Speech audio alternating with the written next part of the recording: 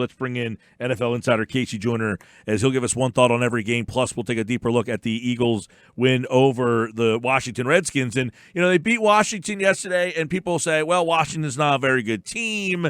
But were you impressed with the overall way that game ended up going, with the way that they scored points? I mean, the offense the last couple of weeks at least has been moving the ball a little bit, and they're doing it with a lot of weapons out. I will say I was impressed with the offense. Yes, I can go that far and say I was impressed with the offense. Having said that, you're considering going up against a defense that Quentin Dunbar wasn't in the game. That's their best corner. He's had a great season, but he's had a solid. Looks like Casey just we lost him there. It's a green-rated phone connection right there. Looks like he just vanished off the face of the earth there. He was too excited. Dan Snyder said, "You will not besmirch my team like this." All right, I think we got KC Joyner back here, and we will bring him into the Sports Bash and kind of. All right, so we lost you there with. You were impressed with the Eagles' offense. Absolutely was impressed with the Eagles' offense. On the defensive side of the ball, not quite so much. I mean, I am impressed with the offense. Having said that, you're beating a defense that's missing its top corner in Dunbar, and they had to bench Norman essentially, and so there's some things there. But you're supposed to be able to beat teams that have problems on defense. So I'm impressed with the offense, but defensively, totally different story. Yeah, and we were just kind of pontificating as you were. We were trying to get you back on the line. There is. When you look at the Eagles' offense now, Miles Sanders has kind of found his way. They figured out what to kind of do with him. How do you incorporate or reincorporate Jordan Howard back into this offense and with Boston Scott in the little role that he's kind of found for himself? As long as you think that Sanders can handle the role, as long as you think he can handle the workload, fine, go with it. But I think that they need to be a backfield-centric team anyway. I think the more they get their backfield involved, the more they're having Sanders and Scott and Howard handle the football, the more they're doing that, the better off they are. So if I'm the Eagles, I think that, okay, I'm going to have enough workload back here that if I get Howard back, I'm going to have enough carries to give him anyway. I don't need to be thinking about a platoon right now. Sanders is the guy, and as long as he's playing that well, you keep doing that. But I don't platoon the situation until I have to, because if you've got somebody who's performing as well as Sanders is, and Howard still has maybe some physical issues, hey, stick with what you got. But I love the idea of leaning on the power running game. We've been talking about that for weeks. That's what they need to do, is start to grind the ball, and when they do it, it works, and I don't understand why they'll do it more, but they did it yesterday. You may also, Casey, have to use Boston Scott still as kind of a slot receiver because even though Jordan Howard comes back, the receiving issues aren't cured. I'm curious what you think about that, and also if Nelson Aguilar comes back, does it make more sense to play him over J.J. Arcega-Whiteside? I think it does make more sense to play Aguilar over Arcega-Whiteside just based on what we see. When it comes to putting running backs out at receiver, I mean, you can go through NFL history and you can see running backs who did it. I can think back to the NFL all-time team. I think Lenny Moore was named to the all-time team. He was a running back who played receiver. Charlie Taylor did back in the day, and it's a little bit of a history lesson on what you can do there. Thurman Thomas used to do it. Mm-hmm. The problem putting running backs out at, when you're playing them out at the slot is, can they run the whole tree? Because if they can only run part of the tree, fine. You're going to be running combinations a lot of times with those slot receivers. And if you just have them, if they're there, and the other team knows, okay, this person's only going to run this short route, or short version of if we're running a high-low combination, he's only going to run the low part of the combination. Mm-hmm. It kind of tips off what you're going to do at receiver. So it can give you some limitations there, but as long as the running back can run a certain portion of the route tree, then I'm okay with it. Bet you he runs it better than Arcega-Whiteside. I mean, he almost blew up that high-low route that you're talking about with Goddard, and somehow Goddard made the play anyway. that he did, yes. That's where you can't just think about running the tree in and of itself, because a lot of times you're running individual routes and such, but when it comes to situations of that nature, and again, the defense may decide we're going to take it with a high-low and just play man on you anyway, which if I'm a defense and I've got good corners and I've got good people in coverage the way the Eagles receiving core is right now, I might just go ahead and go man and say, I'm taking your route combinations away anyway. You got to beat us in that sense. But if so, fine, you got to do it. But I like the running back to be able to run a variety of routes, because if they can't, then you're just limiting the offense. So what are we seeing from the Eagles defense now? Because for 4 weeks, Buffalo, Chicago, New England, Seattle, they played really good defense, gave up under 20 in all 4 games. Miami, Washington, not good teams, but giving up a lot of points. They are, and we talked late last week about how the only person you need to stop in the Washington passing game is McLaurin. It's the only guy you need to be concerned about. Nobody else should be of any concern. He goes 5 of 5 for 135 and a touchdown, and then that 75-yard touchdown. This is something I saw a lot of yesterday around the league, where you have players who seem to get they get short-term syndrome. They're thinking of Christmas and going out shopping and things, and they're not playing very hard. It happens a lot of times in Week 15 of the NFL. It did yesterday. I thought it was what Jalen Mills is doing on the touchdown pass, because here's McLaurin running a little skinny post, and Mills it looks like he's in zone coverage, and he's dropping back. And then as soon as he realizes that the ball is going to go there, he kind of tiptoes there. And yeah, Maddox came up and missed the tackle. I get that. But, I mean, Mills was there. And if he charges that thing, that's the dynamic of the play. And he looked like he was tiptoeing. If you got players who are tiptoeing, get him out of there. I can't. If I'm a coach, I cannot deal with that. But the Eagles don't have an option to get him out of there. So it's a really concerning factor.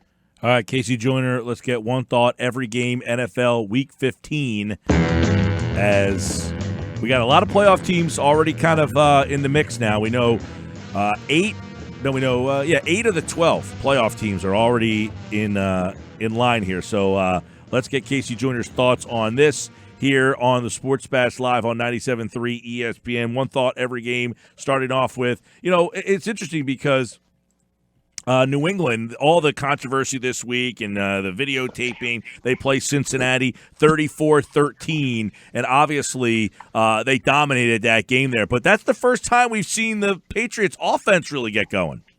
They did get going. Cincinnati's defense isn't a bad way. First half, though, Cincinnati stayed up with them, or Cincinnati just doesn't have the horses to keep doing it. So it's helpful for New England to be able to do that. And you want to see great teams dominate bad teams. When you look at NFL history, that great teams don't go into close games with bad teams. They dominate them. They eventually did, but the idea that Cincinnati could go toe-to-toe with them probably almost into the third quarter, that's a bit of a concern. Yeah, I liked the fact that I had Joe Mixon on my fantasy team. I was a little concerned there. Tampa Bay, Detroit, obviously two bad teams, but Tampa's won 4 in a row. They have, and it's frustrating too. Speaking of fantasy frustrations, Jameis Winston, so many fantasy manager questions whether to play him last week, and I told him the guy's throwing tennis balls on Thursday. I said, he's missing Mike Evans. If you've got other options, go there. And he goes out and does what he does, throws for 450 in 2 straight games for the first player in NFL history to do that. So it says what they are, but they're still too up and down. This is good for them for coming in next year, but they need to get him to cut his interceptions down to turnovers down, or else they're just going to keep being an exciting 8-8. I know a lot of people still aren't sure what Green Bay is, but they win again. But is it impressive a win for Green Bay? I just keep looking and going, how is this team a double-digit win team? I mean, there's just not – yeah, I know Aaron Jones is a very good back. I like the idea they're getting back to the round game, getting there, because that's what they were for years, a power running team throwing vertical. That's what they need to be, and they're getting back to that. But I keep looking at receiving core going – I mean, they've got Geronimo Allison, Alan Lazard, Jimmy Graham was the mediocre tight end at this point. I see so many limitations to this team. I can see them, hey, look, good regular season, but I see them as one and done if they don't improve.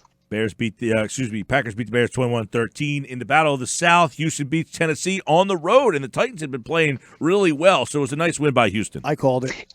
He did, and we talked about Tannehill that in past games in college, when he had big games, he did step up in the big games, and he started to put a lot of pressure on him. He didn't have a terrible game yesterday, but he didn't have a great game, I didn't think, either. So when you look at that, that's where Tennessee's got to go. Do we want to make this guy a long-term future? If you keep the pressure off him, he plays well. You put the pressure, he doesn't play quite as well. So I think it says a lot for Tennessee's future. In Houston, to be able to do what they did, to go on the road like that, that's what they can be when they play at their talent level. Kansas City wins again, 10-4. All of a sudden, the Chiefs starting to get their offense back in gear. They did with the snow yesterday, 23-3 over Denver.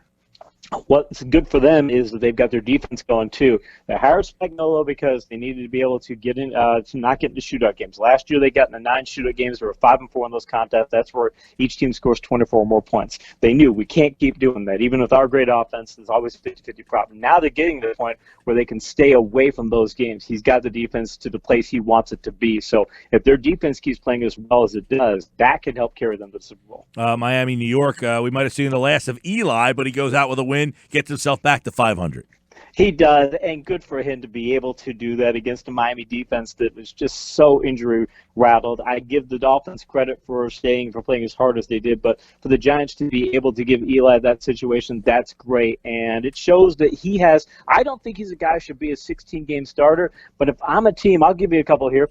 If I'm the Eagles and I'm looking for a backup to be able to come in for Wentz, if Eli would do it, I would do it. If I'm the Patriots and you're looking for somebody to come in for Brady, if he has to miss a play or two or something, every game or two, I'm looking for somebody who can come in and win a few games. Eli showed he can do that, but he's not a 16-game starter. Well, but Eli has also said he doesn't want to be a backup, but that's not for him.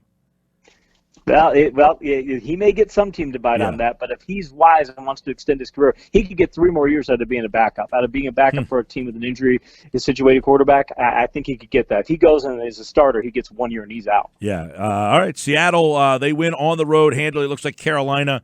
We had talked about them kind of leaking oil a couple of weeks ago. Then they won a game, but it looks like Seattle's kind of getting themselves in the playoff mood, although they lost Josh Gordon for the rest of the year. They did. That's going to hurt some. They get pretty deep cord. He wasn't being utilized really heavily in the offense. Made that great catch yesterday, but he still wasn't a big part of their offense. But Seattle's got their format back. Carson's a power running back, and they can throw vertical. They've got a lot of receivers they can throw vertical too. And Carolina, Christian McCaffrey wasted one of the best seasons in NFL history, and he's going to be on this team. It's kind of a waste. Last game at Oakland, they lose. Jacksonville comes storming back down 16-3. It used to be Marty Schottenheimer said about Oakland, he would say, if you make them play 60 minutes, you'll win because they'll only play hard for 40 or 45 minutes, and that's it. And then you look at that game yesterday, it looks like they're going to win, and then towards the end of the contest, that's exactly what happened. They only played 55 minutes of the game, and Jacksonville played 60, and that's why they won. Arizona with a nice win over Cleveland. All sorts of problems with that Browns team. What a disappointing year. Yeah, what a terribly disappointing year. And the idea that after 1 year Kitchens isn't your guy. The players all want out. What they need to do, they've got the talent. They've shown we know how to get the talent. Get a good coach. You guys got Kitchens, and what would you see in this guy that would make him want to be your coach? There are a lot of coaches you could get to go there if you would give them control. If you give Urban Meyer control of that team and the ownership would just step away and say, Meyer, you won this thing with the GM. I'm not a Super Bowl contender. You get a guy like Kitchens. This is going to be powerful.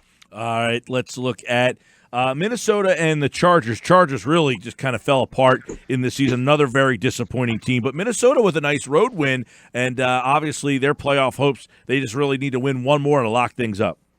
They do. Let's hope Dalvin Cook, he banged up that shoulder. I haven't heard what the report is there, but let's hope he's healthy because if they've got Cook, they've got Diggs, they got Thielen, they've got B.C. Johnson's turned out to be a solid 3. They get Kyle Rudolph, and they've got Irv Smith at tight end. Now you're starting to put together like Alexander Madison. You've got a lot of playmakers in an offense to go along with a very good defensive play caller.